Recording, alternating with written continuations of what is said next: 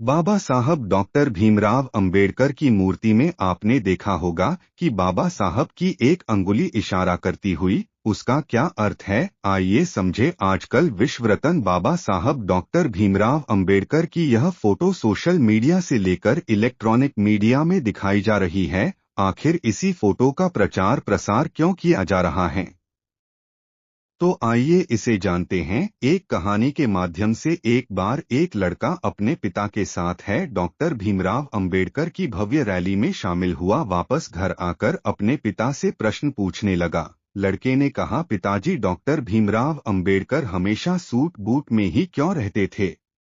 पिताजी ने कहा, बेटा, क्योंकि बाबा साहब ने बचपन में ही वो कड़ी यातनाएं झेली थी जो आज का कोई भी व्यक्ति नहीं झेल सकता है। जब बाबा साहब को पानी पीने के लिए भी किसी सवर्ण जाति के शिक्षक या चपरासी पर निर्भर रहना पड़ता था, क्योंकि कोई छोटी जाति का पानी नहीं ले सकता था, यानी अछूत अपने हाथ से पानी नहीं पी सकता था। उस समय अपने देश भारत की स्थिति थी। बड़ौदा के महाराजा गायकवाड़ ने बाबा साहब डॉक्टर भीमराव अंबेडकर को स्कॉलरशिप देखकर पढ़ने के लिए विदेश भेजा।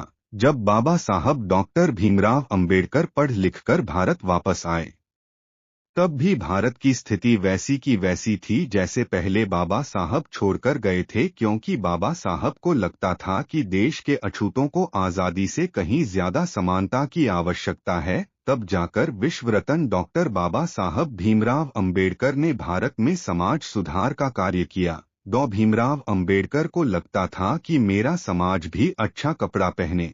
यदि मैं सूट बूट में रहूंगा तो मेरा समाज मुझसे प्रेरणा लेकर और मुझे आदर्श मानकर खुद भी सूट बूट पहनेगा। लड़के ने कहा, ठीक है पिताजी, आज से मैं भी सूट बूट में ही रहूंगा। फिर लड़के ने प्रश्न किया कि पिताजी, बाबा साहब जेब में हमेशा पेन अर्थात कलम क्यों रहता था? फिर पिताजी ने कहा, बेटा, तूने बहुत अच्छा प्रश्न किया है। कलम होने का मतलब है शिक्षित होना ही सबसे जरूरी काम है। अरे बाबा साहब कलम ही नहीं बल्कि पीड़ित शोषित लोगों को गुलामी से मुक्त करने की वह आधुनिक तलवार है। उसी कलम से डॉक्टर बाबा साहब ने आगे चलकर भारत का संविधान लिखा था। फिर लड़के ने पिताजी से कहा, पिताजी, आज से मैं भी जब में कलम लगाऊंगा और खूब पढ़ाई करूंगा। लड़का आगे अपने पिताजी से कहता है कि पिताजी, मैं आपसे आखिरी प्रश्न पूछ रहा हूं। डॉक्टर बाबा साहब उंगली का इशारा क्यों करते थे? आखिर इस उंगली इशारा की क्या वजह थी और उनके हाथ में कौन सी किताब है? तब पिताजी ने कहा, बहुत अच्छा बेटा, बहुत सटीक और तर्कपूर्ण प्रश्न पूछा है आपने बेटा। जो उनके हाथ में किताब है उसका नाम भारतीय संविधान है। इस संविधान से भारत देश चलता है और यह संविधान विश्व रत्न बाबा साहब डॉक्टर भीमराव अंबेडकर ने बनाया है। इतना जातिवाद होने की बावजूद भी हमारे बाबा साहब डॉक्टर भीमराव अंबेडकर ने हार नहीं मानी।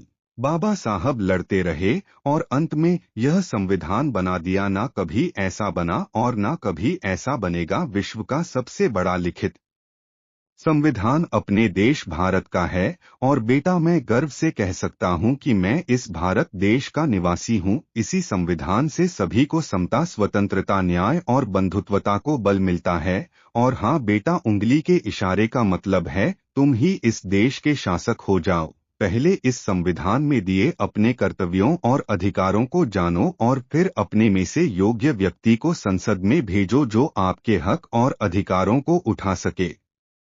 इस संविधान को सही मायने में अमल में लाना है तो योग्य लोग संसद में आने चाहिए। वह उंगली से यह संबोधन करते हैं कि अपने भले के लिए स्कूल, कॉलेज और संसद में जाओ।